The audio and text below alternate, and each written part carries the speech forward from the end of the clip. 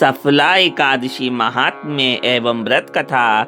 निष्कासित पापी पुत्र जंगल में धोखे से एकादशी का व्रत रखने से कैसे राजा बना। आइए जाने सफला एकादशी महात्म्य। युधिष्ठिर ने पूछा, स्वामिन, पौष मास के कृष्ण पक्ष गुजरात महाराष्ट्र के लिए मार्गशीर्ष महीना में जो एकादशी होती है उसका क्या नाम है, उसकी क्या विधि है तथा उसमें किस देवता की पूजा की जाती है, यह बताइए। भगवान श्री कृष्ण कहते हैं, राजेंद्र, बड़ी बड़ी दक्षिणा वाले यज्ञों से भी मुझे इतना संतोष नहीं होता जितना एकादशी के व्रत के अनुष्ठान से होता है। पौष मास के कृष्ण पक्ष में सफला नाम की एकादशी होती है। इस दिन विधि पूर्वक भगवान नारायण की पूजा करनी चाहिए। जैसे नागों में शेषनाग, पक्षियों में गरुड़ तथा देवताओं में श्री विष्णु श्रेष्ठ हैं, उसी प्रकार संपूर्ण व्रतों में एकादशी तिथि श्रेष्ठ है।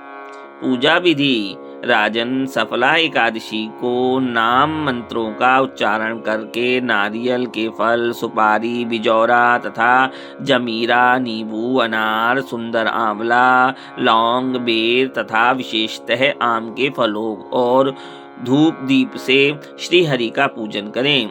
सफला एकादशी को विशेष रूप से दीप दान करने का विधान है। रात को वैष्णव पुरुषों के साथ जागरण करना चाहिए। जागरण करने वाले को जिस फल की प्राप्ति होती है वह हजारों वर्ष तपस्या करने से भी नहीं मिलता। सफला एकादशी की व्रत कथा। नृपश्रेष्ठ, अब सफला एकादशी की शुभकारी कथा सुनो। चंपावती नाम से विख्यात एक पुरी है जो कभी राजा महिष्मित की राजधानी थी। राजऋषि महिष्मित के 5 पुत्र थे। उनमें जो ज्येष्ठ था वह सदा पाप कर्म ही लगा रहता था, पर स्त्रीगामी और वैश्यासक्त था। उसने पिता के धन को पाप कर्म में ही खर्च किया करता था। वह सदा दुराचार परायण तथा वैष्णवों और देवताओं की निंदा किया करता था। अपने पुत्र को ऐसा पापाचारी देखकर राजा महिष्मित ने राजकुमारों में उसका नाम लुम्भक रखा।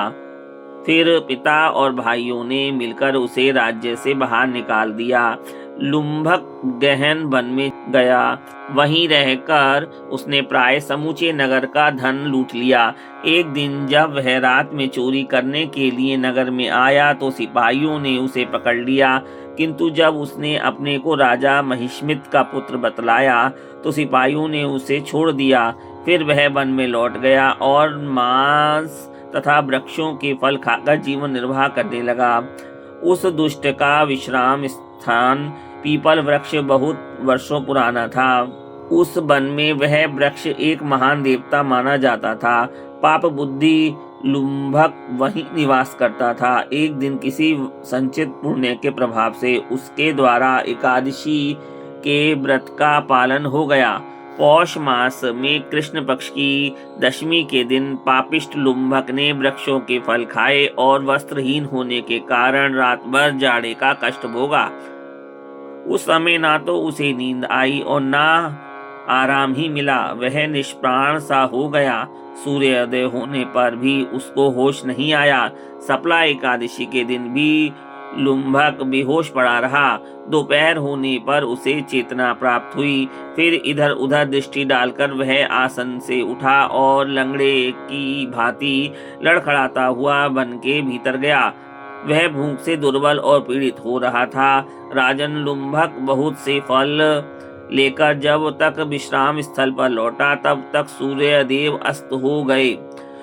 तब उसने उस पीपल के वृक्ष की जड़ में बहुत से फल निवेदन करते हुए कहा, इन फलों से लक्ष्मीपति भगवान विष्णु संतुष्ट हों।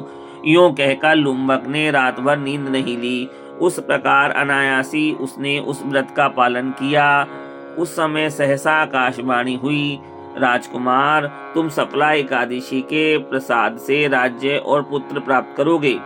बहुत अच्छा कहकर उसने वह वरदान स्वीकार किया। उसके बाद उसका रूप दिव्य हो गया। तब से उसकी उत्तम बुद्धि भगवान विष्णु के भजन में लग गई। दिव्य आभूषणों से सुशोभित होकर उसने निष्कंटक राज्य प्राप्त किया और 15 वर्षों तक वह उसका संचालन करता रहा। उसको मनोज्ञ नामक पुत्र उत्पन्न हुआ।